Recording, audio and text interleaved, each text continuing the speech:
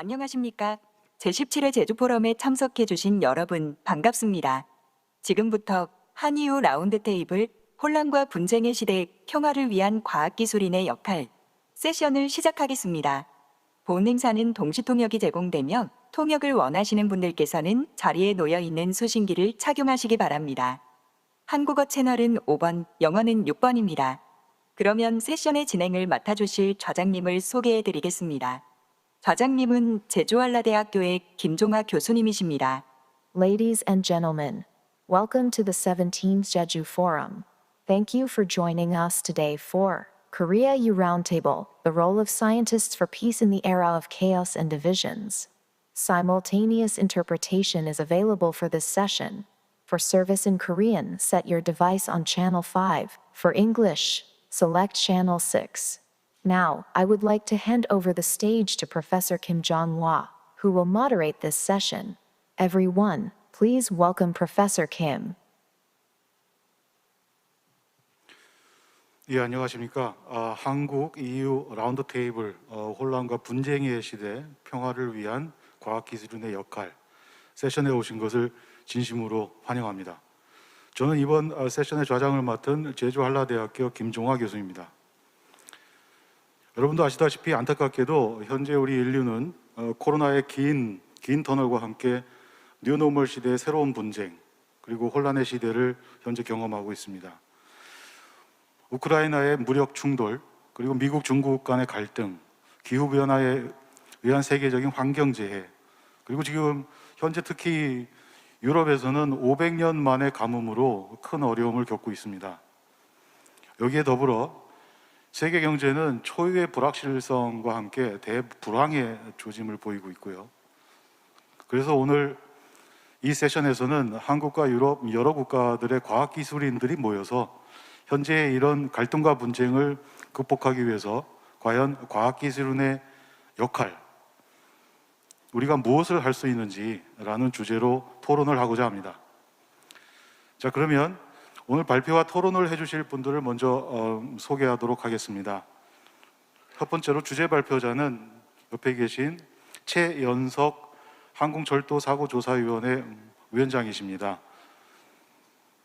최연석 박사님은 한국항공우주연구원에서 23년간 액체 추진제 로봇 엔진을 연구해온 진정한 로봇 엔지니어이십니다. 2002년에는 한국항공우주연구원 원장으로 취임하셔서 나로 우주센터, 여러분들 잘 아시겠지만 나로 우주센터 착공, 그리고 나로 우주 발사체 개발에 착수하셨고, 그리고 대한민국 국회 과학기술대상, 그리고 대한민국 과학기술 훈장을 수상하셨습니다. 그리고 두 번째 발표자는 네덜란드의 에곤 판덴브렉 교수이십니다. 판덴브렉 교수님은 현재 네덜란드 우트레히트 대학교 교수로 재직 중이시고 사회과학 박사, 그리고 전기수학, 컴퓨터과학 박사 학위를 받으셨고, 특히 이 교수님은 유럽연합집행위원회 소속 인공지능 및 빅데이터 관련 최고 전문가로 현재 활동하고 계십니다. 그리고 세 번째 발표자는 독일의 라스 라슨 박사이십니다. 라슨 박사님은 독일 항공우주센터 DLR이라는 센터에서 탄소재 조립 및 결합기술 그룹의 그룹장을 맡고 계시고요. 그리고 독일 아우크스부르크 대학에서 컴퓨터과학 학위를 하셨습니다. 그리고 특히 라스 박사님은 산업용 로봇의 인공지능 기반 협업기술 관련해서 최고의 전문가이시기도 합니다. 그리고 네 번째 발표자는 그리스의 스테파노스 콜리아스 교수님이십니다. 콜리아스 교수님은 그리스 아테네 국립공과대학 컴퓨터공학과 교수로 재직 중이시고, 특히 2019년부터는 그리스 국가연구 및 기술 기반 시설의 의장을 맡으시면서 그리스의 어떤 디지털 거버넌스 정부의 디지털 혁신에 큰 공헌을 하셨습니다. 특히 교수님의 12,500회라는 논문 피인용 수가 말해주듯이 인공지능과 그리고 특히 컴퓨터 비전 분야에서는 세계적인 석학이십니다. 그리고 다섯 번째 발표자는 핀란드의 파지 카리아라이넨 교수님이십니다. 이 교수님은 현재 동부 핀란드 대학교 응용물리학과 교수로 재직 중이시고 생체 신호 분석 및 의료 영상 연구 그룹을 이끌고 계십니다. 카리아라이넨 교수님은 특히 아다망 헬스라는 이제 큰 회사가 있는데 그 회사의 공동 설립자이시고 또 학술 고문으로 활동하고 계십니다. 그리고 마지막으로 여섯 번째 발표자는 조우현 한국 EU 연구협력센터 소장님이십니다. 조 소장님은 20여 년간 한국연구재단에서 책임연구원으로 근무하셨고 기계공학 석사와 행정학 박사 학위를 가지고 계십니다. 자, 이렇게 여러분한테 발표자 여러분들의 소개를 마쳤고요. 이제 시작하기에 앞서서 서로 큰 박수로 환영해 주시기 바랍니다.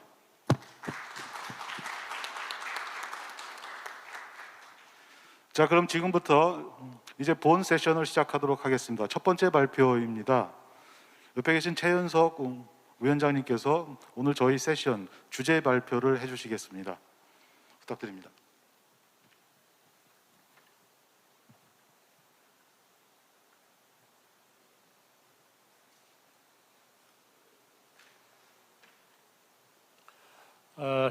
주제 발표를 맡게 된 최연석입니다.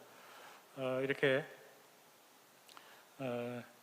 아주 중요한 주제에 주제 발표를 맡게 돼서 대단히 개인적으로 영광스럽게 생각합니다만 또 한 사람의 과학기술인으로서 혼란과 분쟁의 시대에 한 역할이 뭐가 있나 이런 생각을 해보면 참 답답한 생각도 좀 있습니다.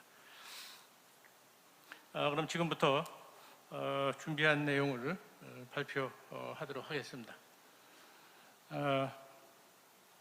여러분 뭐 다 알고 계시겠습니다만 전부 다 마스크를 쓰고 계신데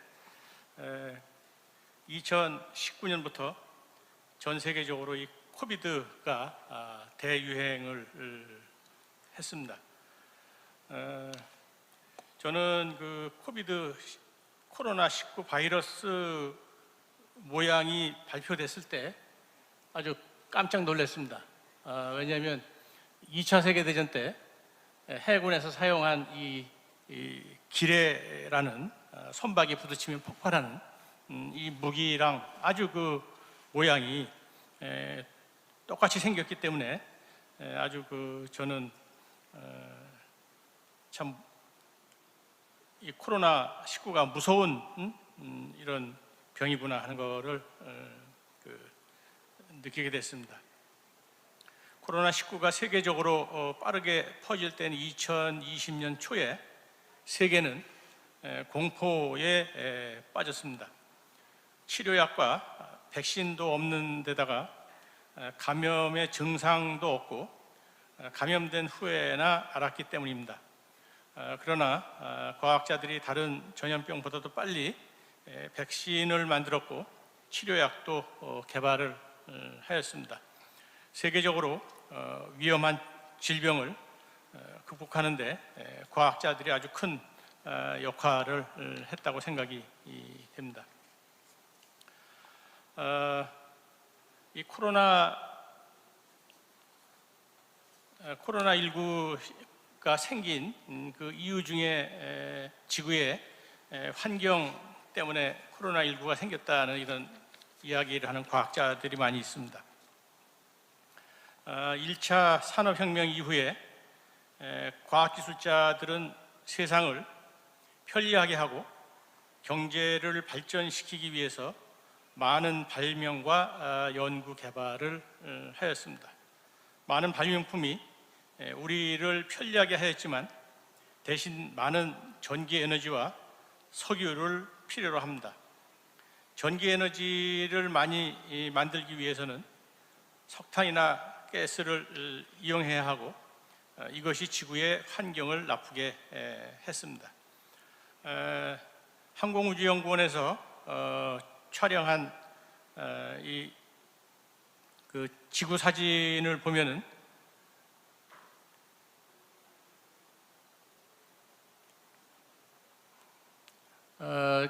이 항공우주연구원에서 촬영한 사진입니다만, 사진을 보면은 지구의 구름이 아주 많이 이렇게 그 8년 동안에 더 증가했다는 걸 알 수가 있습니다.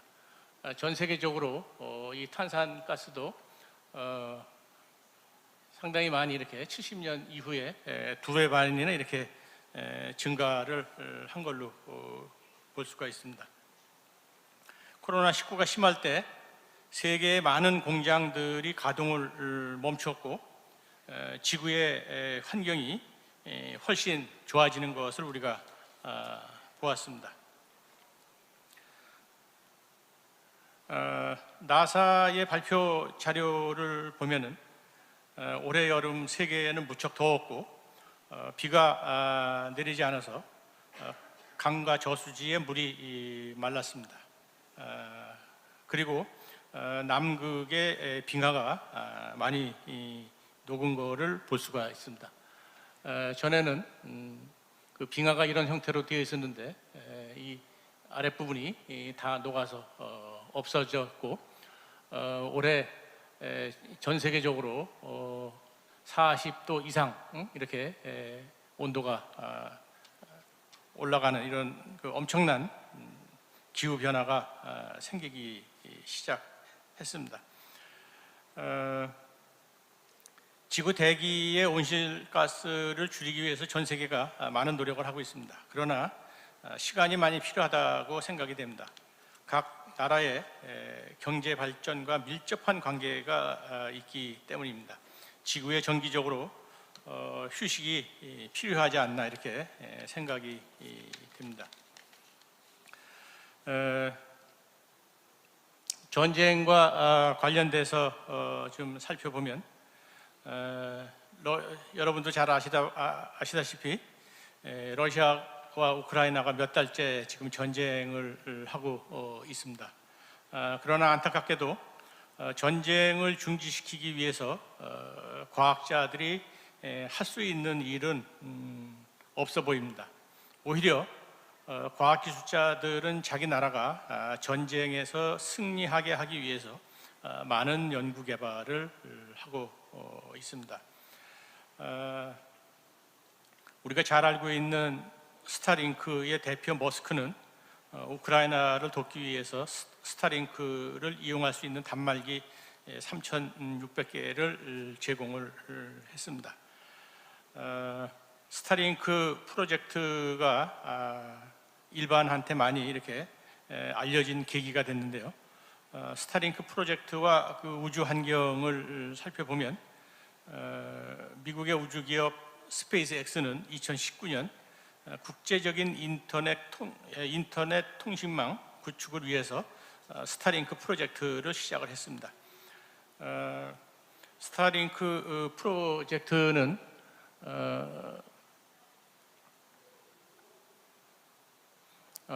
스타링크 프로젝트는 2025년까지 500km의 지구 저궤도에 12,000개의 인공위성을 발사해서 세계의 인터넷 통신 및 무선 통신망을 확보하겠다는 계획입니다.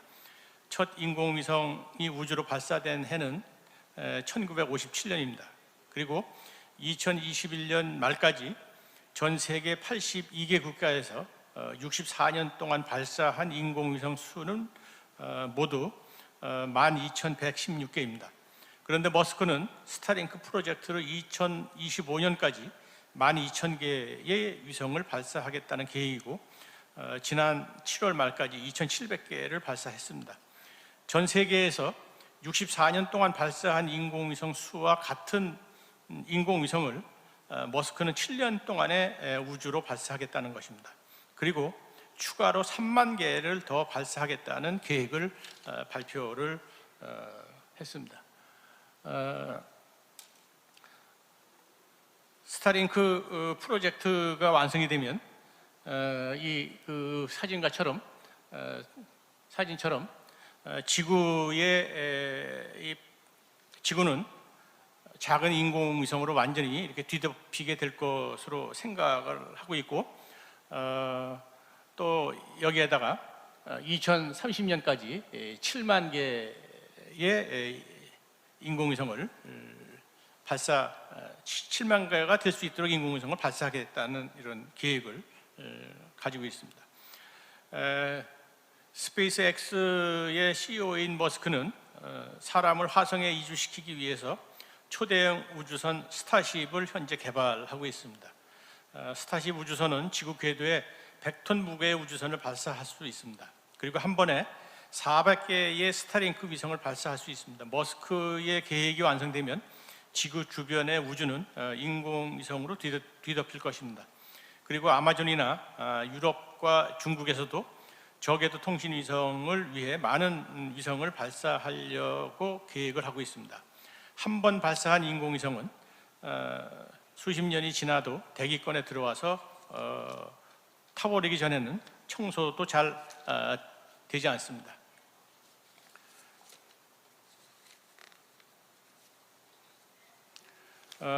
우주 개발 초창기에 발사했던 인공위성이 아직도 지구를 돌고 있습니다. 지구의 저궤도나 정지궤도, 달이나 화성에 우주선이나 인공위성을 발사할 때 저궤도에 몰려 있는 이 스타링크 위성과 충돌하는 큰 문제가 발생할 수도 있다고 생각이 됩니다. 모두 잘 아시는 바와 같이 태양계에서 인류가 살 수 있는 곳은 지구밖에 없습니다. 지구는 인류가 살 수 있는 유일한 행성입니다. 그래서 지구를 잘 보존해야 된다고 생각이 됩니다. 우주 환경 문제는 아직 기후 문제만큼 우리가 피부로 느낄 만큼 심각한 문제는 아니라고 생각이 됩니다. 그러나 지금부터 관심을 갖지 않으면 곧 지구에 큰 재앙이 될 것으로 생각이 됩니다.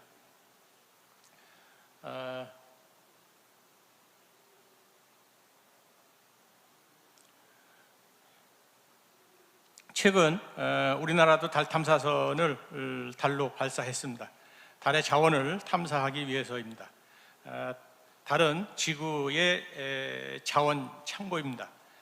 달에서 우라늄이나 헬륨3 등 자원을 가져와서 사용할 수 있으면 지구의 에너지와 자원 문제를 해결하는 데 큰 도움이 될 것으로 생각이 됩니다. 핵융합 기술은 지구의 에너지 문제를 해결할 수 있는 차세대 핵심 기술입니다. 핵융합 기술로 전기를 생산하면 온실가스 문제도 해결될 것입니다. 핵융합 기술이 더욱 빨리 발전하기를 기원합니다. 우주는 인류가 공동으로 오랫동안 사용해야 하는 곳입니다. 우주의 이용도 좀 더 규제와 장기적인 계획이 필요하다고 생각이 됩니다. 지구의 환경과 우주 환경 모두 우리에게 아주 중요합니다. 많이 늦었지만 이제는 지구를 살리고 평화를 위한 과학기술인들의 역할에 많은 고민을 할 때라고 생각이 됩니다. 저는 지금 알았습니다. 제가 어릴 때 부모님이 일찍 자고 일찍 일어나라는 말씀을 하셨는데 아마 전기를 아끼는 첫 걸음이라고 생각이 됩니다. 그리고 공동 목욕탕 이용이나 버스를 타는 것이 지구를 사랑하는 첫걸음이라고 생각이 됩니다. 유럽의 과학기술자들의 훌륭한 의견을 부탁드립니다. 감사합니다. 예, 감사합니다, 교수님.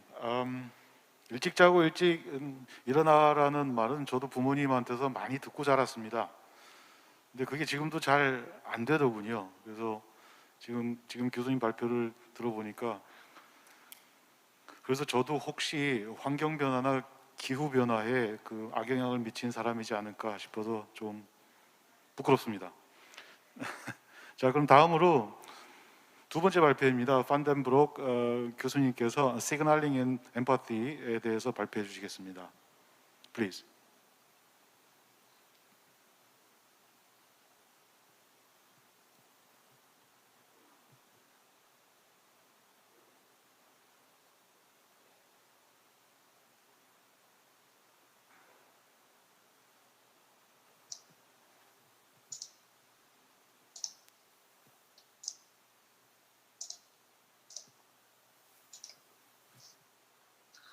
Thank you. 네, 감사합니다.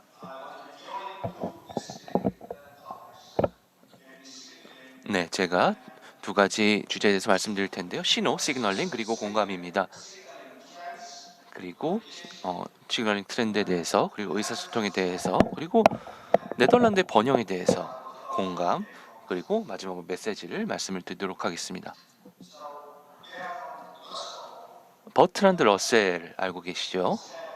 이렇게 말했습니다. 공존이 아니면 존재할 수 없다라고 말했습니다. 이거를 인간에게만 국한해서 말을 했었죠. 정치에만 말씀하셨습니다. 자, 그런데요, 저는 이거를 인간의 모든 측면으로 확대할 걸 제안합니다. 종교를 포함해서요. 그리고 우리가 자연과도 공존할 수가 있을 겁니다. 왜냐하면 하나밖에 없기 때문이죠. 그래서 지금 트렌드를 보면은요, 여러 개의 레벨이 있습니다. 그래서 일단 기후를 좀 보죠. 한국과 네덜란드의 공통점이 있을 겁니다. 그리고 차이도 있습니다. 한국은 일반적으로요, 자연재해에 약간 더 취약하죠. 네덜란드에 비하면은요. 그리고 정치 기후적인 여러 트렌드도 있습니다.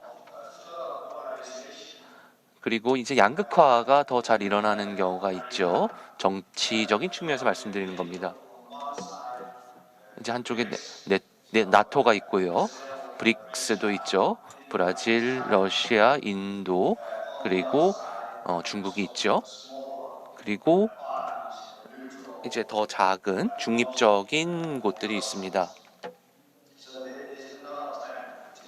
그래서 이것도 다른 하나의 트렌드입니다. 그리고 이제 공중보건, 헬스케어에 대한 트렌드들도 있습니다. 이것도 굉장히 오래 지속이 됐죠. 그래서 헬스케어 같은 경우에 질이 굉장히 많이 차이가 납니다.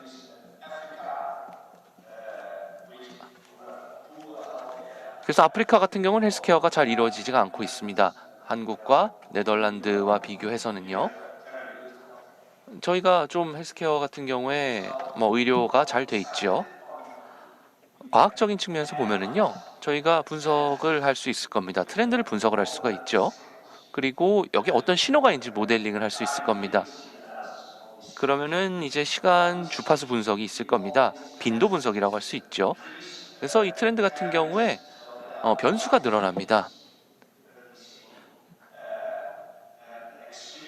그리고 극단이 늘어납니다. 극단이 굉장히 신경이 쓰이는 거죠. 여기에 대해서 우리가 우려를 해야 됩니다.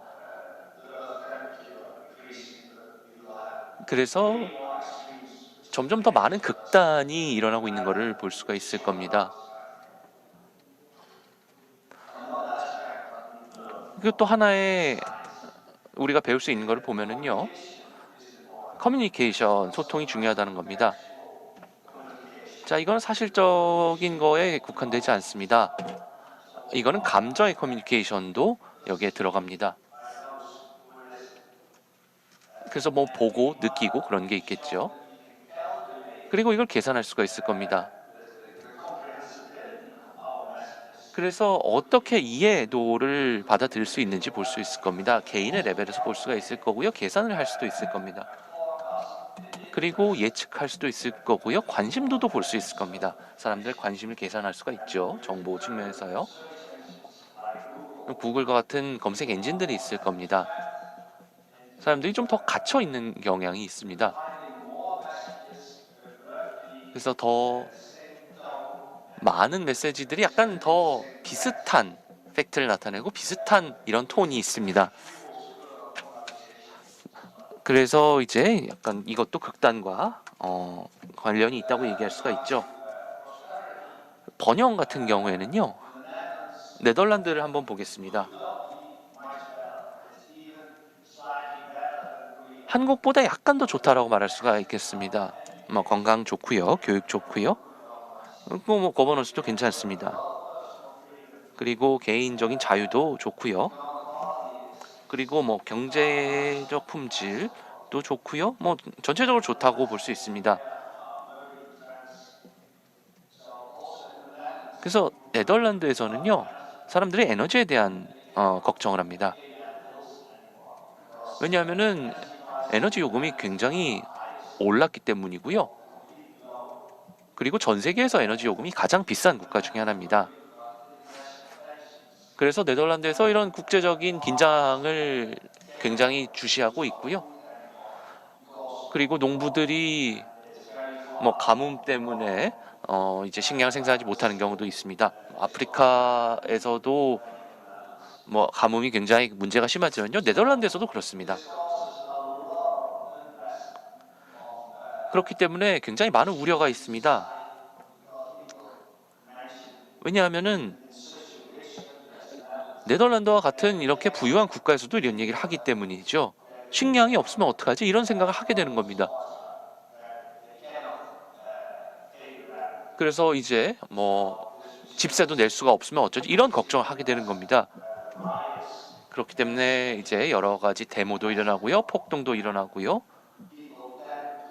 그리고 사람들이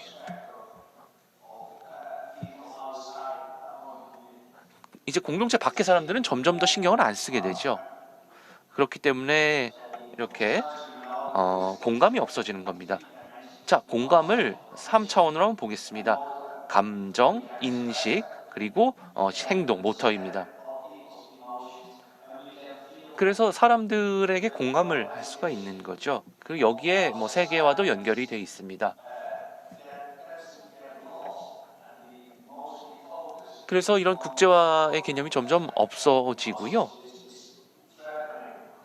그리고 이제 극단적인 감정에 더 관심을 갖게 되죠. 뭐 위협하거나 그런 것들이요.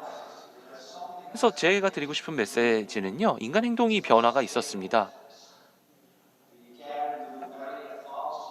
그래서 우리가 더 고급 모델링을 할 수가 있을 겁니다. 고차원 비정상 데이터를 우리가 볼 수 있을 겁니다. 분석을 하고요, 트렌드를 분석하고요. 과학만으로 충분하지 않습니다.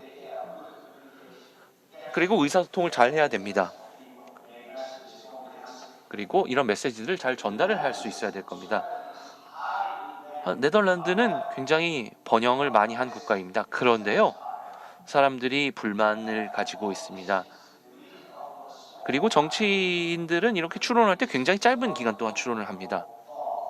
그럼 이거는 좀 문제가 있죠. 그리고 공감이 중요합니다. 그리고 증강될 수도 있습니다. 그리고 이게 지금 가장 중요한 거라고 생각합니다. 네, 감사합니다. 예, 감사합니다. 매우 흥미있는 그런 내용이었던 것 같습니다. 질문은 다음에 이따가 전부 그 발표가 끝난 다음에 하기로 하고요. 또 라슨 박사님께서 발표해 주시겠습니다.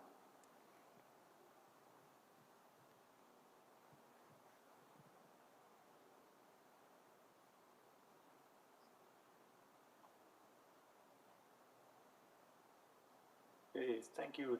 Let me just share my slides. 제 슬라이드 공유하도록 하겠습니다. 제 슬라이드 잘 보이는지 좀 알려주시겠습니까? 네, 아주 잘 들립니다. 잘 보입니다. 죄송합니다. 예, 네, 시작하겠습니다. 저를 초대해 주셔서 감사합니다. 이번 세션에서 제가 발표할 기회를 갖게 되어서 기쁘게 생각합니다. 저는 라슨입니다. 독일 우주항공센터 그룹장을 맡고 있습니다. 저희 라스 독일 우주항공센터에서 하는 일을 더 간단히 설명드리겠습니다. 저희는 연구기관입니다. 독일 연방공화국의 산하의 기관으로서 항공 우주학, 에너지 전환, 그리고 안보와 관련된 연구를 진행하고 있습니다. 그리고 독일 연방공화국의 우주국으로서 프로젝트를 관리하는 기관입니다.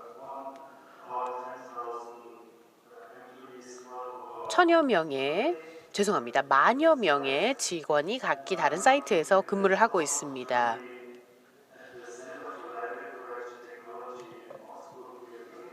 뮌헨과 옥스부르크에서 기술센터를 갖추고 있습니다. 그리고 연구 자동화 분야에서 연구를 진행하고 있습니다. 저희 독일에서 우주 항공 자동화에 대해서 몇 가지 도전 과제가 있습니다. 여기 보시면 오른쪽 그림을 보시면요. 전형적인 어떤 프로덕션 프로세스를 보고 계십니다. 항공 산업에서 보통 이렇게 프로덕션 과정을 거치고 있는데요.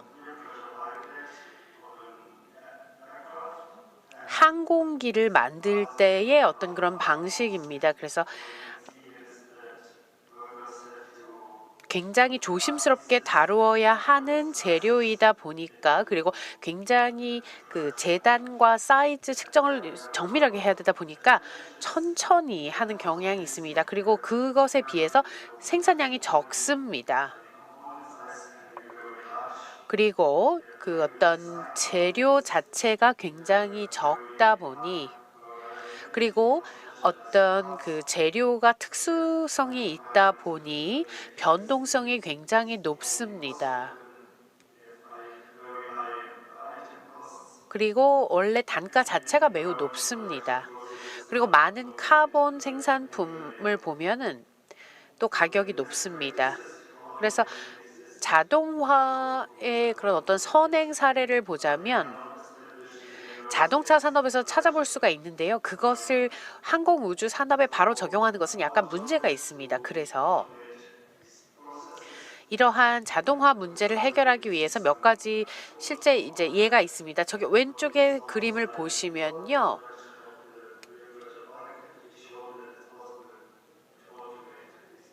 자동화에서 로봇을 도입하는 그런 모습을 보셨습니다. 그리고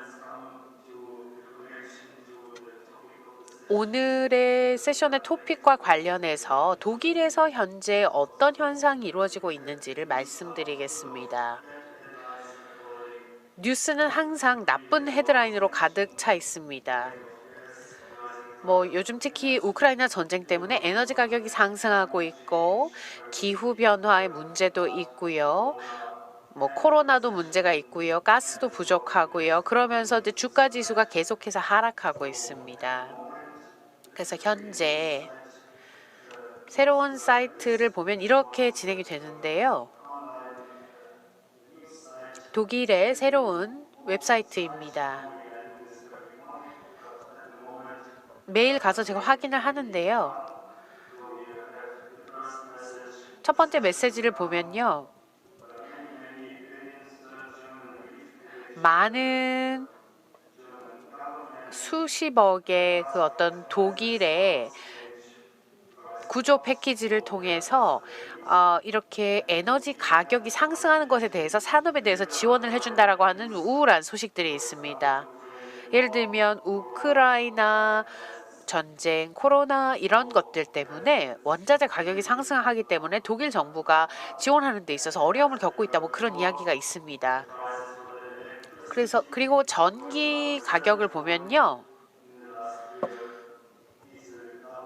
디젤 같은 경우는 거의 2배가 되었습니다.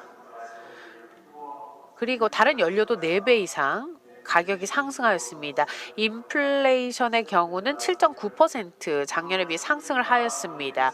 그래서 산업계에서는 이 문제를 실존적인 문제로 바라보고 있고, 이것을 바꾸지 않으면, 혹은 지금 현재 생산 체계를 바꾸지 않으면 매우 어려운 문제에 직면합니다.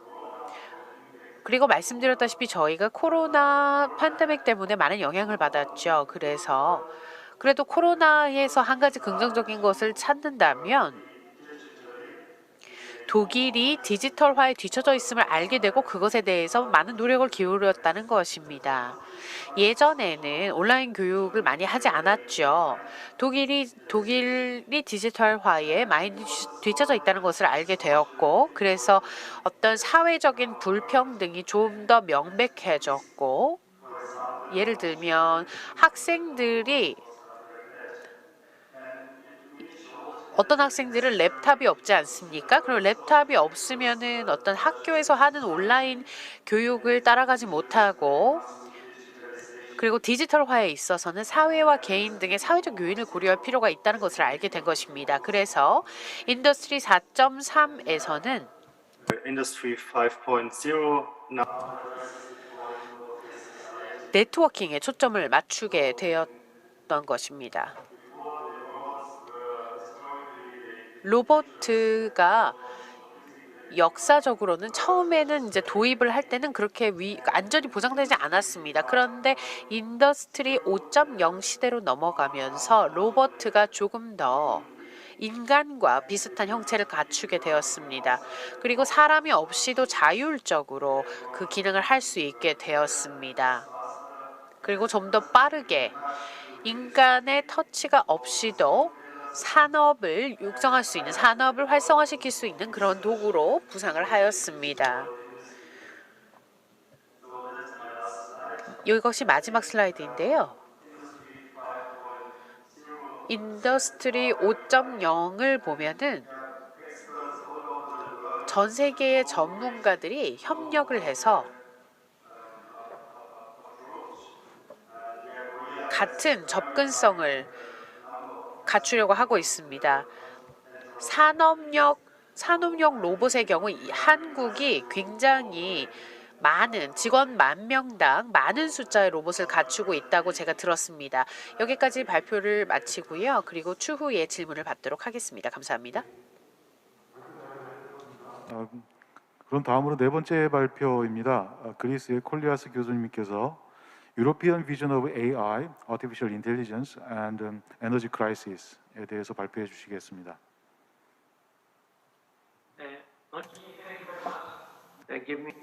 네, 감사합니다. 잠시만 기다려 주십시오.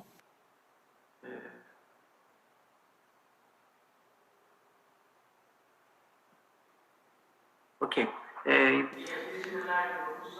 네, 자, 제목이 나오고 있네요. 자, 이제 유럽의 상황에 대해서 지난 3년간 무슨 일이 있었는지 말씀을 좀 드리겠습니다. 예상치 못한 위기가 있었죠. 2020년에 시작이 됐고요. 코로나19가 이제 전 세계적으로 발생을 했고요. 그리고 유럽에서 큰 위기가 발생을 했습니다. 경제에 큰 문제가 있었고요. 규제 때문에 그랬었죠. 그리고 이제 여러 가지 고립의 문제, 건강 문제, 사망이 있었습니다.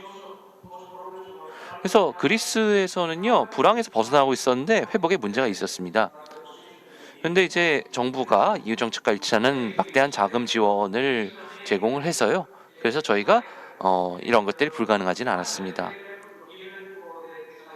그래서 이제 디지털 혁신을 통해서 이제 뭐 여러 가지 프레임워크가 있었죠. 그래서 원격 근무, 그리고 뭐 학습이라든지 금융 이런 것들이 제공이 됐고요. 여러 가지 액티비티도 있었습니다. 그리고 이제 2022년에요. 우크라이나 전쟁이 있었죠. 그리고 이제 에너지 위기가 유럽에서 대규모로 일어났습니다.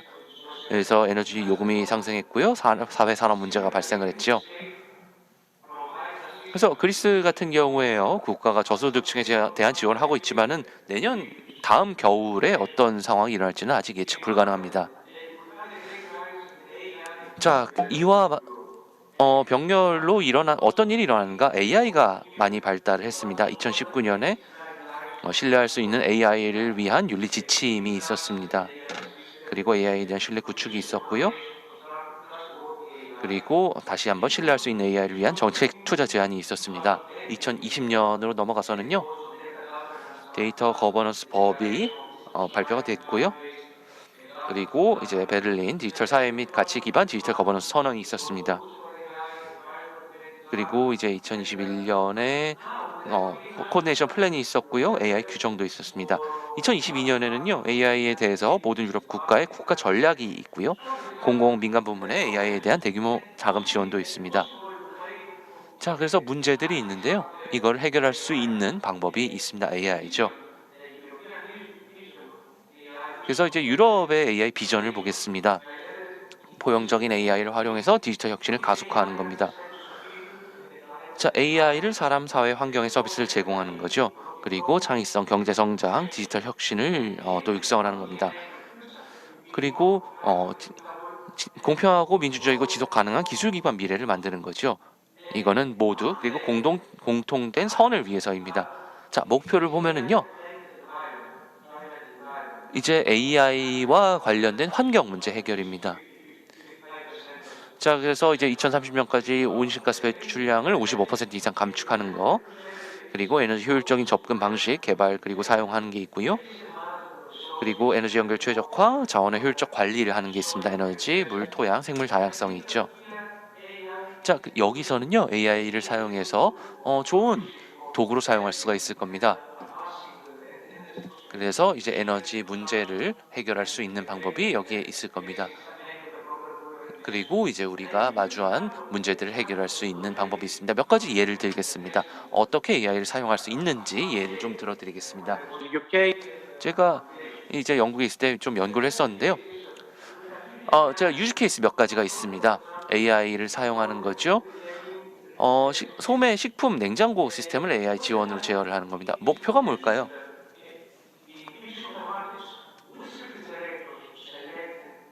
자, 어떻게 하면은요, 목표를 보면은요,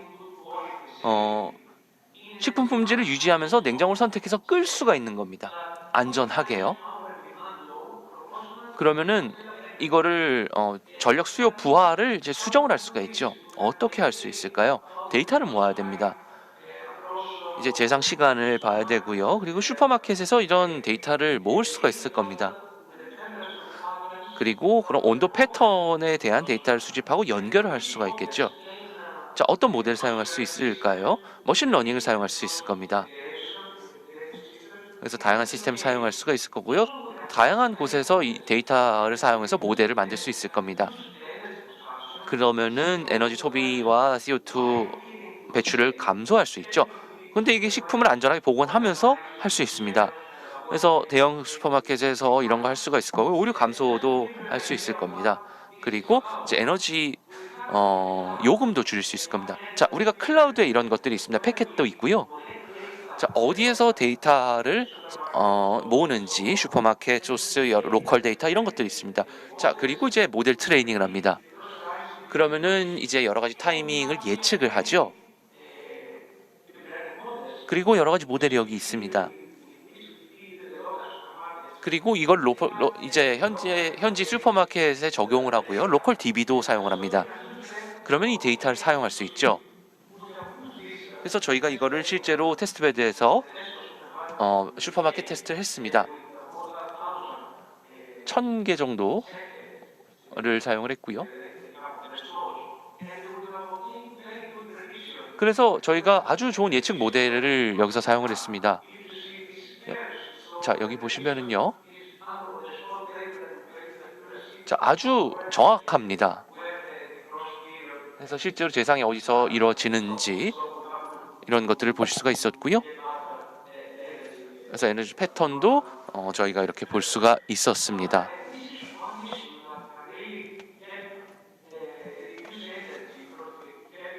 자, 그래서 저희가 이걸 사용을 해서 실제로 전력을 줄이는 데 사용을 할 수가 있었고요. 그리고 여러 가지 문제를 해결하는 데도 사용할 수 있다고 생각을 했습니다. 자, 두 번째 유즈 케이스가 있는데요. 자, 이거는 전력 시스템의 AI 기반 부하 수요 예측을 하는 겁니다. 자, 그래서 언제 전력 수요 부하가 가용 전력보다 높아지는지 이걸 예측을 하는 거죠. 자, 이제는 과거 데이터를 수집을 했고요. 그리고 이제 전력 수요 가용 전력에 대한 데이터 수집을 하고 그리고 1일 전에 비율 예측을 할 수가 있었습니다. 그래서 여기서는 이제 신경망 훈련이 필요했고요. 정확도가 굉장히 높았습니다. 여기서 영향을 보면은요. 자, 이 시스템의 예측 오류가 1% 증가했었습니다. 자, 이러면은요, 운영체제 비용이 연간 1,000만 파운드가 증가하는 이런 것들이 있었죠. 그래서 AI와 머신러닝이 여기에 사용될 수가 있는 거죠. 그래서 다양한 애플리케이션 섹터에서 사용될 수가 있는 겁니다. 그래서 에너지 같은 경우도 이렇게 사용할 수가 있고요. 우리가 어디에 사용할 수 있는지, 그리고 어떻게 절약을 할 수 있는지 이런 거를 볼 수가 있는 거죠. 제 발표는 여기까지고요. 경청해 주셔서 감사합니다. 감사합니다. 예. 그 다음 발표는 핀란드의 카리알라이넨 교수님께서 해주시겠습니다. 부탁드립니다.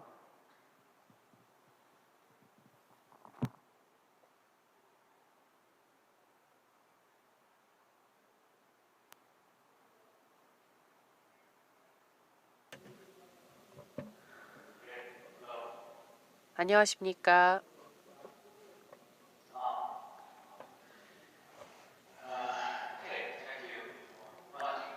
네, 저를 초대해 주셔서 감사합니다.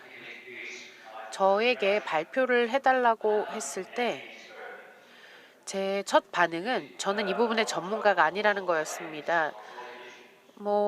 사실 저는 과학자라기보다는 정책과 관련된 것을 그동안 많이 해왔습니다. 그래서 사실은 이러한 문제에 맞는 해결책은 없다고 생각합니다. 결국은 우리가 최선의 해결책을 찾아야 된다는 거죠.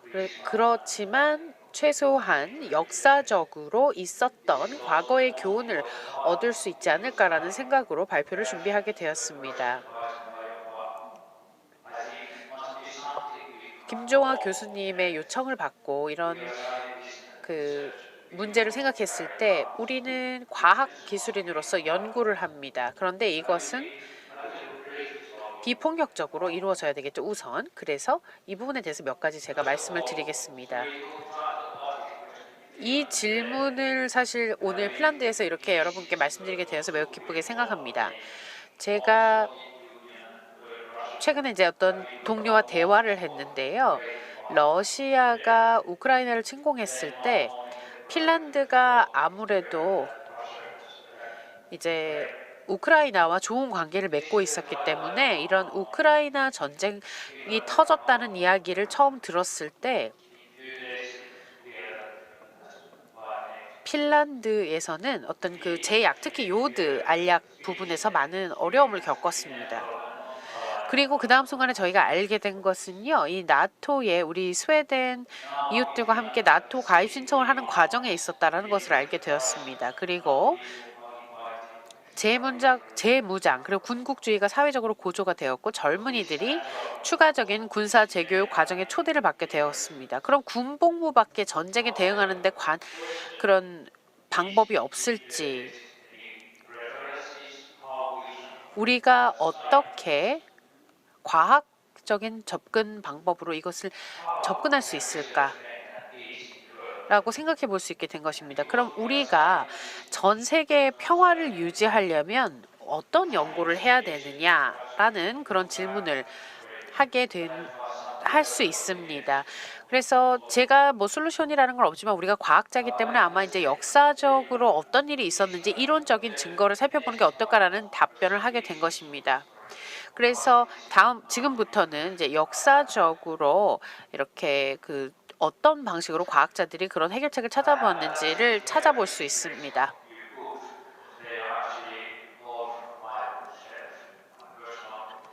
제가 개인적으로 가지고 있는 서재의 책을 한번 쭉 찾아봤습니다. 이분을 아시는지 모르겠습니다. 오늘 제가 발표해드릴 분들 중에 아시는 분들이 많을 거라고 생각합니다. 이분은 유명하시죠. 임마누엘 칸트입니다. 영원한 평화에 대해서 이야기를 했습니다.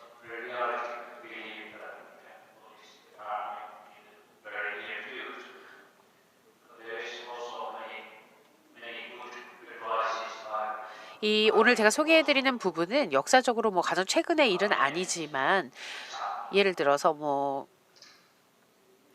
다양한 그러니까 임마누엘 칸트가 말했던 것처럼 어떤 자유국가의 연합에 기초하는 것이 국가법이다. 뭐 이런 것들에서 우리가 해결책을 찾아볼 수도 있을 것입니다. 다음은 레오 톨스토이입니다. 레오 톨스토이는 러시아의 격동의 시대를 살았던 100여 년 전의 인물입니다. 애국주의 그리고 민족주의가 위험하다는 것에 대해서 경고를 한 바 있습니다. 모든 유럽에 오늘날까지 영향을 미친 그런 사상이 되겠습니다. 다음은 칼 리프트 네히트입니다. 군사주의와 반군국주의에 대해서 이야기를 했습니다. 아마 오늘날 좌파와 우파라고 하는 정치의 구조와 비슷한 자본주의 대 군국주의와의 연결관계를 살펴볼 수 있을 것입니다. 그리고 마하트마 간디에 대해서 잘 아실 것입니다. 마하트마 간디는 비폭력이라고 하는 그리고 수동적 저항이라고 하는 개념을 주창하였습니다. 오늘날까지 영향을 미치고 있죠. 그리고 가장 중요한 메시지가 칼 폴라니에게서 나왔습니다. 우리가 어떤 사회적으로 절약을 한다는 것은 문화적인 차이를 고려해야 그것이 가능하다라는 것이 있습니다. 그래서 경제 인류학이라는 개념이 나왔습니다. 왜냐하면 전쟁을 경제적인 이유와 연결시키는 그런 이론이었기 때문입니다. 그다음에 요한 갈퉁이라고 하는 분이 비군사적 방어 전략이라고 하는 책을 썼습니다. 이 책에서는요, 비폭력을 지지하고 그리고 사람들의 기본적인 니즈가 착취당하지 않도록 예방을 해주고 그리고 문화적인 비폭력을 주창하고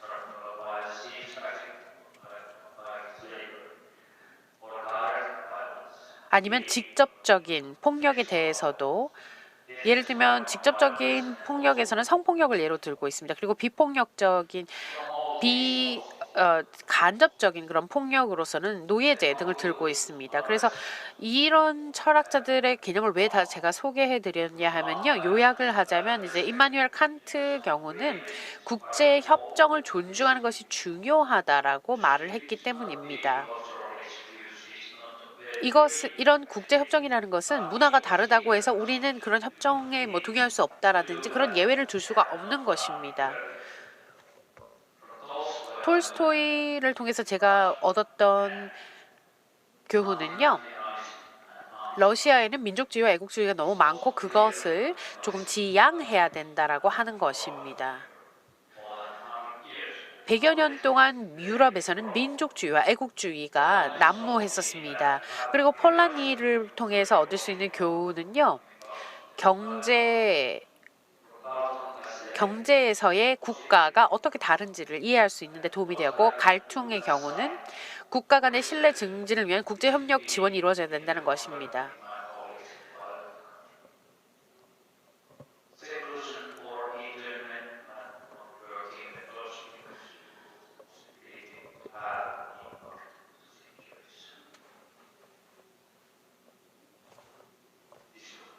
여기까지 발표를 마치도록 하겠습니다. 감사합니다.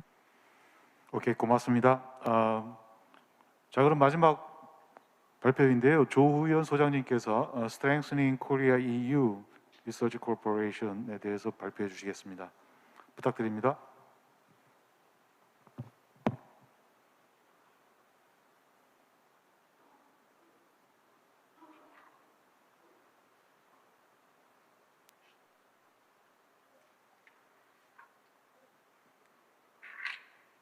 Thank you very much. 네, 감사합니다. 저는 KRC 소속 조우현입니다. 한EU 연구협력센터고요. 저는 이제 벨기에에서 지금 연락드리고 있습니다. 제가 이제 한국어로 발표를 하겠습니다. 말씀드리고자 하는 내용은 코리아 EU 리서치 코퍼레이션을 강화시키는 그런 내용이 되겠습니다. 네, 컨텐츠는 다음과 같고요. 첫 번째로 왜 R&D 콜라보레이션이 필요한지 먼저 말씀 좀 드리겠습니다. 예, 우리가 살고 있는 현대사회는 앞서 여러 선생님들께서 말씀해 주신 바와 같이 많은 어려움에 직면해 있습니다. 그중 하나만 꼽아봤는데요. 클라이밋 체인지입니다. 첫 번째 사진은 지난달에 있었던 미국 네바다주에 있는 데스밸리 홍수 사진입니다. 사실 데스밸리는 제가 미국에 잠시 거주하던 때 가끔 방문했던 국립공원인데요. 매우 덥고 건조한 사막이었습니다. 그런데 지난달 뉴스를 통해서 이곳에 홍수가 나서 도로가 파손되고 출입이 통제되는 그런 기이한 일이 일어났었죠. 두 번째 사진 역시 지난달에 찍힌 이건 네덜란드 사진인데요. 보트 선착장 사진입니다. 전 세계가 다 마찬가지지만 유럽의 가뭄은 상상을 초월하는 수준입니다. 프랑스, 영국, 스페인 등에서 대기 건조로 인해 산불이 무수히 많이 발생하고 있고요. 그중 하나를 가져온 게 세 번째 사진입니다. 프랑스 남서부의 산불 사진입니다. 이런 가뭄으로 인해서 사실 각종 공원의 분수대를 잠그는 정도까지의 절수 조치도 하고 있고요. 프랑스의 경우는 국토의 90% 이상을 가뭄 경보나 주의보를 선포하는 등의 상당히 심각한 수준입니다. 농작물 피해도 엄청나고요. 강이 마르면서 예전 2차 대전 당시에 전함이 발견되기도 하고 그런 기사를 보기도 했죠. 반대로 지구 반대편의 대한민국은 폭우로 몸살을 앓은 것으로 언론을 통해 확인한 바 있습니다. 참고로 최근 벨기에는 드디어 비가 조금씩 내리고 있고요. 오늘도 비가 오고 있습니다. 가뭄이 조금이나마 좋아지기를 기대하고 있습니다. 네 번째 사진 역시 지난달쯤 사진인데요. 돌로미티 사진입니다. 이태리고요. 빙하가 녹아내려서 7명의 목숨을 잃은 사건이 있었죠. 제가 좀 극단적인 나쁜 예들을 가지고 왔지만 사실 기후변화 예를 들면 끝도 없을 정도로 심각한 문제가 되었습니다. 제가 환경 분야 전문가가 아니기 때문에 정확히 어떤 접근으로 이런 문제를 해결해야 될지 알지 못하지만 그 답은 아마 사회 정치적 관점에서 찾을 수도 있고 우리 과학기술 관점에서도 찾을 수 있다고 생각합니다. 바로 R&D 협력을 통해서인데요. 그 예를 하나만 좀 들어보겠습니다. 바로 아래 표기되어 있는 예인데요. 전 세계 모든 사람들의 생활을 통제했던 바로 코비드 팬데믹입니다. 2달 전쯤 제가 영국에서 포럼이 있어서 참석을 했다가 현장에서 논의됐던 이야기입니다. R&D 협력이 혁신을 만들어낸다라는 주제의 포럼이었고요. 기업, 연구기관, 대학, 규제당국, 그리고 여러 학문 분야, 그리고 여러 나라의 협력이 왜 필요한지 보여주는 사례라고 할 수 있습니다. 물론 먼저 하나의 뚜렷한 목표를 가지고 R&D 팀이 꾸려져야 된다는 전제가 필요하고요. 결론부터 말씀드리면 약 9년, 평균적으로 약 9년 걸리는 백신 개발이 9개월 만에 이루어진 좋은 사례가 된 거고요. 앞서 말씀드린 R&D 협력이 혁신이 된 그런 현실을 전 세계가 직접 볼 수 있었던 그런 사례입니다. 물론 이 사례는 영국에서 개발되었던 백신 사례였고요. 명확한 목표와 여러 분야의 콜라보레이션을 통해서 이룰 수 있었던 혁신의 사례로 볼 수 있습니다. 이건 참고로 추가했는데요. NRF, National Research Foundation of Korea인데요. 거기서 분석한 자료입니다. 10년을 주기로 노벨 물리학, 과학, 생리의학상 수상자를 정리를 했더니 점점 공동 수상자가 늘어나서 증가하는 추세를 보여주고 있습니다. 이는 시간이 갈수록 새로운 관점에서 문제를 인식하고 연구를 진행할 수 있는, 즉 여러 연구자들의 협력 연구를 진행을 했을 때 매우 우수한 성과가 나오고 있다고 해당 자료는 분석하고 있습니다. 그 아래는 호라이즌 유럽 프로그램에서 EU 미션즈가 최근에 설정이 돼서 강조도 되고 있고 투자도 되고 있다는 점인데요. 보시면 첫 번째가 기후변화, 두 번째가 캔서, 세 번째 해양보건, 스마트시티, 토양보건 등의 문제들을 호라이즌 유럽 차원에서 이미 집중 지원하고 있다는 점이 고무적이고요. 다들 아시다시피 호라이즌 유럽은 가장 많은 부분이 국가 간 R&D 협력을 기본으로 하고 있습니다. 국제 공동 연구가 전제되고 있다라고 볼 수 있는 거죠. 이와 연계해서 저희 KERC를 간단히 말씀드리겠는데요. 저희 KERC는 2013년에 이곳 벨기에에 설립이 되었고요. 한 EU R&D 협력을 강화하는 교두보의 역할을 하고 있습니다. 주로 R&D 정책이나 연구 성과에 대한 정보 공유, 두 번째로 양국 연구자들 또는 정책 관련자들의 네트워킹 지원, 그 다음은 젊은 연구자들에 대한 패스파인딩, 그리고 내셔널 컨택 포인트라고도 하는 NCP로서의 역할 등을 추진하고 있습니다. 이거는 최근의 성과들을 정리한 건데 그냥 참고만 하시면 좋을 것 같고요. 다음은 호라이즌 유럽과 대한민국 협력을 간단히 소개해드리고 싶은데요. 호라이즌 유럽은 다들 아실 테니까 생략하겠고요. 다만 95.5 빌리언 유로가 투입되는 프레임워크 프로그램이다라는 말씀만 드리겠습니다. 이 페이지도 다들 친숙하실 텐데 한 번 더 보여드리는 거는 가장 많은 R&D가 필라2를 통해서 국제 공동 연구 형태로 이루어진다라는 것. 이후에서는 이미 국제 공동 연구가 굉장히 중요한 파트를 나타내고 있다라는 거고요. 다음 페이지는 대한민국이 지난 FP7에서 호라이즌 2020로 가면서 호라이즌에 어떻게 참여하고 있는지를 보여주고 있는 표입니다. 보시면 예산이나 과제, 참여자 수가 모두 증가하고 있고요. 그리고 EU 멤버가 아닌 3국 중에서 13번째로 많이 참여하고 있습니다. 고무적인 점은 한국의 대한민국 연구자 또는 연구기관이 참여한 과제가 선정 성공률이 18.37%로 평균 15.25%를 상회하고 있고요. 지난주에 이 통계를 다시 확인해 봤더니 좀 더 업데이트가 돼서 20% 정도 성공률을 보이고 있습니다. 이거는 한국이 참여한 과제의 경쟁력이 일반 과제들보다는 조금 상회한다라고 보시면 될 것 같고요. 요거는 그냥 참고하시면 될 것 같고, 이 페이지는 대한민국이 호라이즌 유럽의 준회원국 참여를 위한 익스플로라토리 토크를 진행하고 있다는 건데요. 대한민국 말고도 일본이 진행 중에 있고요. 이 부분은 제가 기대하는 바가 크고, 왜냐하면 이제 대한민국이 어소시에이티드 컨트리가 되면 회원국과 같거나 유사한 자격으로 호라이즌 유럽에 참여할 수가 있습니다. 그러면 저나 우리 KRC가 양국의 협력 연구를 보다 적극적으로 발굴할 수 있게 될 거로 기대하고 있고요. 그러면 앞서 보신 호라이즌 2020보다 더 훨씬 많은 공동 과제가 창출될 것으로 보고 있고, 그 역할을 위해 더 열심히 할 수 있는 배경이 열린다라고 볼 수 있습니다. 마지막 페이지는 KRC가 NCP로서의 역할을 강화시키겠다는 그런 선언적인 내용이고요. 시간이 짧아서 이것으로 마치도록 하겠습니다. 감사합니다. 예, 감사합니다. 한국에서 시작해서 이렇게 지구 저편의 나라들, 벨기에, 또 독일, 네덜란드, 그리스, 그다음에 핀란드까지 이렇게 의견들을 글로벌 의견들을 들어봤습니다. 제 개인적으로는 정말 오랜만에 온라인으로나마 이렇게 얼굴들을 보게 돼서 정말 반갑고요. 지금부터는 자유 토론 시간입니다. 그래서 진행을 좀 원활하게 하기 위해서 제가 영어로 진행을 하도록 하겠습니다. First, I would like to 우선 에곤 판덴 브렌 교수님께 질문을 해보도록 하겠습니다. 네, 다시 만나게 돼서 굉장히 좋습니다. 좋은 흥미로운 통계를 보여주셨습니다, 교수님. 자, 레가툼 인덱스를 보여주셨죠? 그래서 여기서 탑 10을 보면은요, 북유럽 국가들이 대부분이었는데요.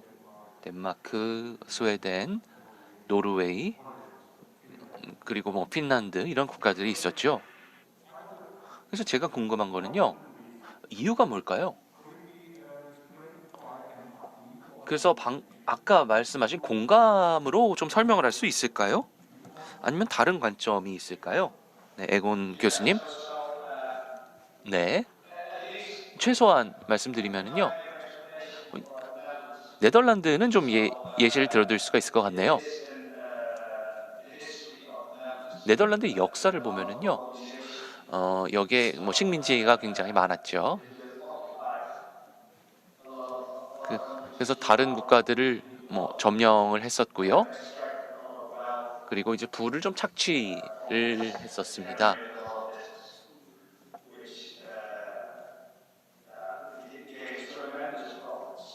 그래서 뭐 굉장히 많은 문제들이 있었죠. 그리고 그런데 뭐 네덜란드에는 굉장히 많은 부가 들어왔습니다. 그래서 뭐 번영을 굉장히 많이 했다라고 말씀드릴 수 있을 것 같습니다. 공감이 중요한 거는요, 이런 식민지를 생각해 봤을 때요, 그리고 이제 노예가 됐었던 사람들을 생각을 해야죠. 그래서 이건 공감이 부족한 거였습니다. 네, 그렇게 좀 말씀을 드리고 싶네요.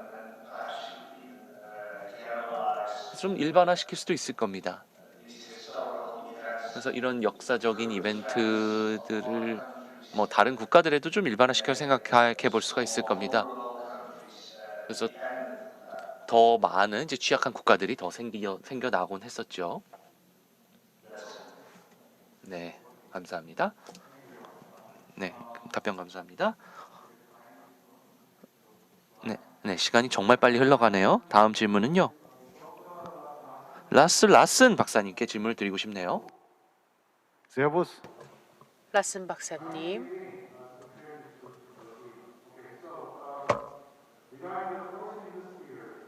첫 번째 1차 산업혁명에 대해서 말씀을 하셨고, 사실 그 1차 산업에서 독일이 선구적인 역할을 했고, 인더스트리 4.0에서 독일이 굉장히 큰 어떤 2020년부터 하이테크 쪽을 많이 육성하고 있는 것으로 알고 있습니다. 그리고 말씀하셨다시피 발표에서 인더스트리 5.0으로 이제 가고 있다고 말씀을 하셨는데, 인더스트리 4.0과 5.0의 가장 큰 주요한 차이점이 무엇인지 좀 설명해 주시면 좋을 것 같습니다.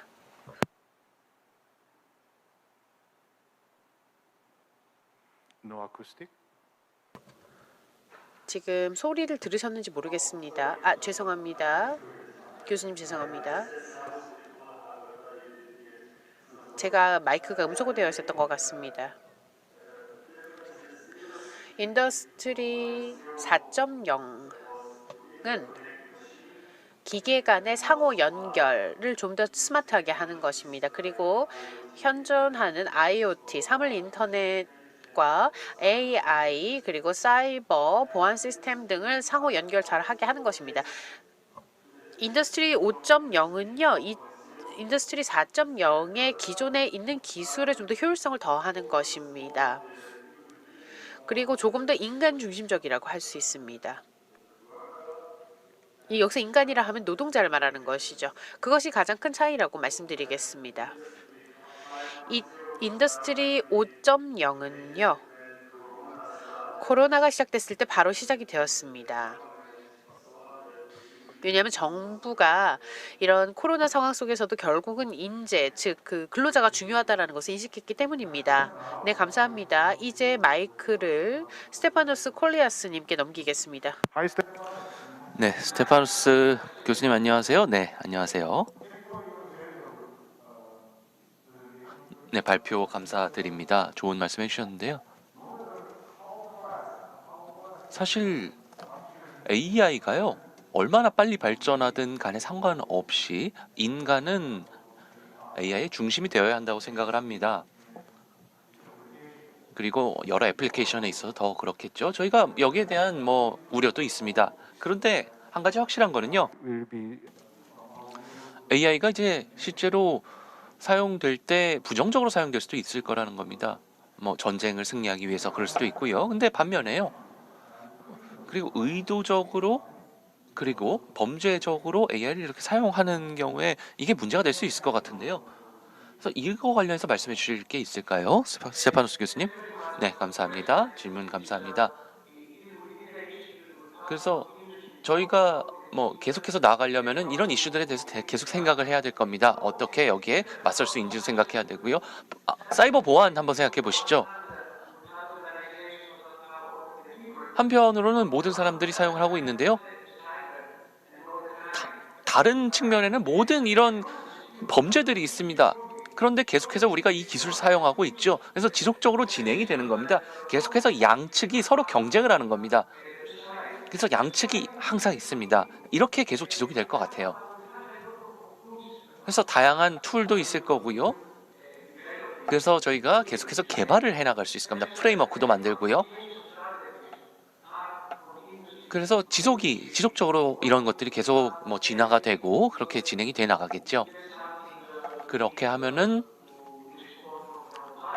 뭐 이런 것들 대응을 할 수가 있을 거죠. 근데 AI 개발 같은 경우에는 뭐 유럽을 보더라도요, 목표를 보겠습니다. 이런 적절한 툴, 공정함을 위한 이런 여러 가지 툴을 내장하고자 하고 있습니다. 그래서 시스템 자체가요, 이런 사람과 이렇게 작용을 하고 대중과 작용을 하면은요, 시민들과 작용을 할 때 이렇게 시민들을 설득을 할 수 있게 되는 게 목표입니다. 그래서 이런 이슈들은 우리가 컨트롤하고 있다. 그래서 이런 것들을 사용하고 있다. 그리고 AI는 이런 것들을 위해 사용될 거다. 이렇게 저희가 얘기를 하고 있는 겁니다. 감사합니다. 네, 감사합니다. 스테파노스 교수님. 자, 그러면요 다음으로 핀란드로 가보겠습니다. 라인은 Hi Pasi. Hello, Young. Hello. 안녕하십니까. 이제 파지 카리아 나이는 교수님 말씀 들어보겠습니다. 안타깝게도 우크라이나 전쟁이 계속되고 있습니다. 특히 핀란드 사람으로서 우크라이나 문제에 대해서 하실 말씀이 많으실 것이라고 생각을 하는데요. 어떤 우크라이나 전쟁과 관련해서 코멘트를 좀 추가적으로 주신다면 어떤 게 있을까요? 어떤 것이든 좋습니다.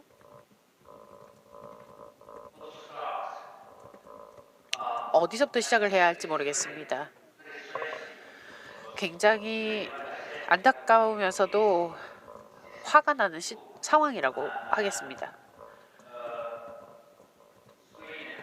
스웨덴은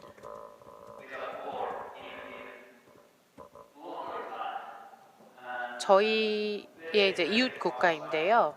이 우크라이나 전쟁에 대해서 굉장히 이 나토 가입과 관련해서 굉장히 많은 그 관련을 맺고 있습니다. 나토에 가입하는 게 가능할지는 모르겠습니다. 이것을 이해하는 것은 조금 어렵습니다.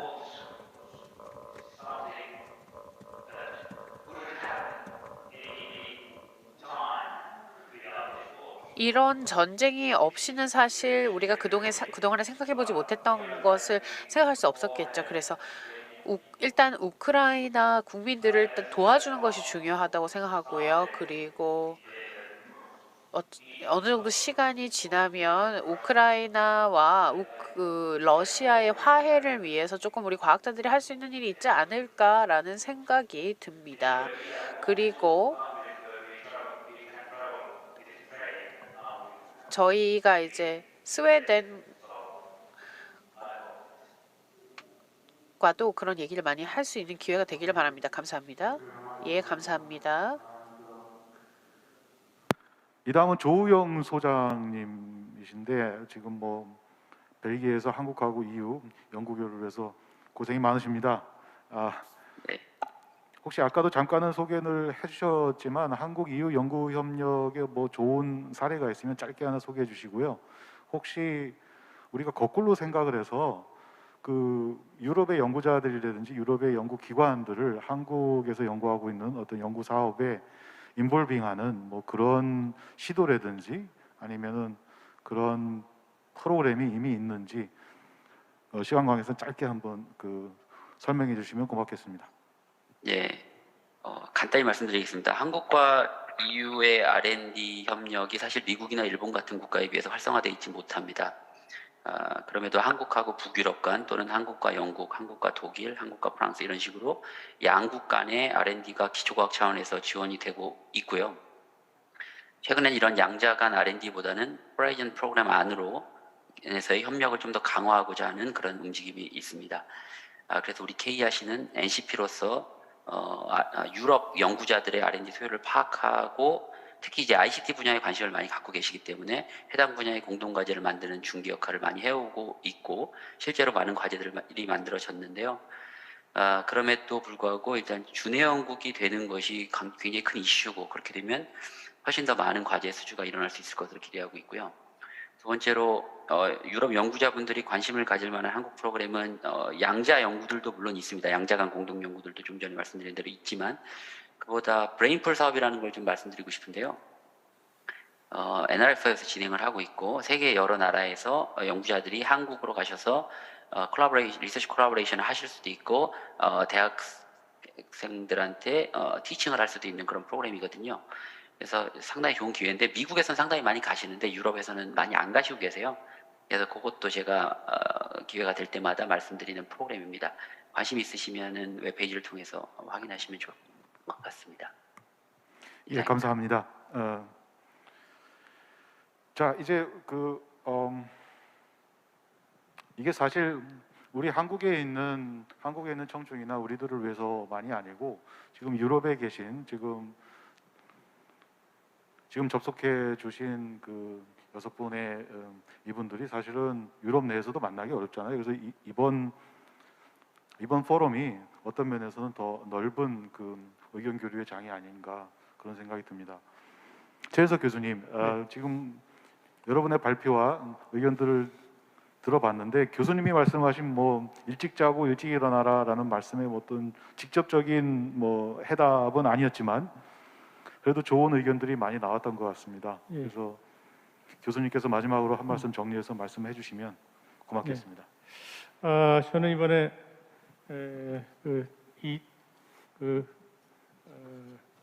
발표를 준비하면서 아까도 말씀드린 것처럼 과학기술자의 한 명으로서 많은 반성을 하게 됐습니다. 지금까지 전 세계의 많은 과학기술자들이 있어 왔고 지금도 많은 활동을 하고 있습니다.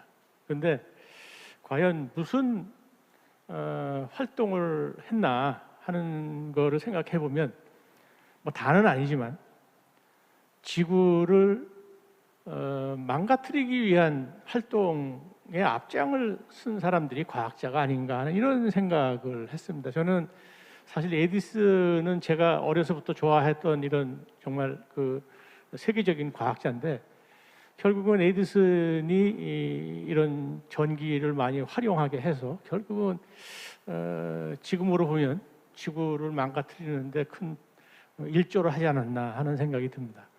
먼저 지금까지는 각국이 과학기술자들을 이용을 해서 어떻게 보면 국가를 부강하게 하는데 과학기술자들이 큰 역할을 했다라고 본다면 결국은 앞으로는 모든 과학기술자들이 이 지구의 기후 환경에 의해서 이거를 대처하기 위해서 또 많은 노력을 앞으로는 해야 되는 이런 상황이 될 것 같습니다. 그래서 저는 이런 말씀을 드리고 싶습니다. 지금까지 과학기술자들은 인간을 위해서 일을 했지만 앞으로는 지구를 위해서 연구를 하는데 초점을 맞춰야 되지 않나 하는 생각을 합니다. 어떤 연구를 하더라도 예를 들어서 노벨상 같은 거를 수상할 때도 그 어느 과학자가 한 업적이 정말 그 개인이나 어떤 국가의 부를 목적을 위해서 연구를 한 건지 아니면은 지구를 위해서 지구의 미래를 위해서 연구를 했는지 이런 가산점도 앞으로는 필요하지 않을까 하는 생각을 합니다. 그래서 지금까지 과학기술자들이 인간을 위해서 연구를 했다면 앞으로는 지구를 위해서 연구를 하는 이런 목표를 바꾸고 또 그거에 대한 어떤 의사뿐만 아니라 우리 과학기술자들도 지구를 진정 위해서 연구를 하겠다라고 하는 이런 선서를 해야 될 시기가 아닐까 하는 생각을 갖게 됩니다. 예, 감사합니다. 시간 관계상 그 방청객에서의 질문은 생략을 해야 될 것 같습니다. 그래서 네, 오늘 그렇게 건설적인 발표와 토론을 해주신 모든 연사분들께 진심으로 감사의 말씀을 드리고 특히 유럽과 한국의 시간차 때문에 지금 유럽 현지의 시간은 이른 아침입니다. 그런데도 이렇게 흔쾌하게 참여해 주시고 좋은 말씀 해줘서 정말 고맙습니다. Egon from Holland, Lars from Germany, Pasi from Finland. 지금 많은 과학자분들께서 유럽에서 접속을 해주시고 계시는데요. 그리고 조우현 박사님께서도 벨기에에서 지금 접속을 해주고 계십니다. 참석해 주셔서 정말 감사드리고요. 계속해서 건강 잘 지키시기를 바라고 다음에 대면으로 꼭 뵙기를 바라겠습니다. 여러분께도 귀한 시간 내주셔서 진심으로 감사의 말씀드립니다. 이상으로 한국 EU 라운드 테이블 제주 한라대학교 세션을 마치겠습니다. 감사합니다. 그럼 이것으로 세션을 마치겠습니다. 잠시 휴식 시간을 가진 뒤 계속해서 다음 세션이 진행될 예정이오니 많은 참여 부탁드립니다. 감사합니다. Thank you all for such remarkable talks. Then, this concludes our session. After having 30 minutes break, we will come back to another session. We would like to ask for your continuous support and interest. Thank you.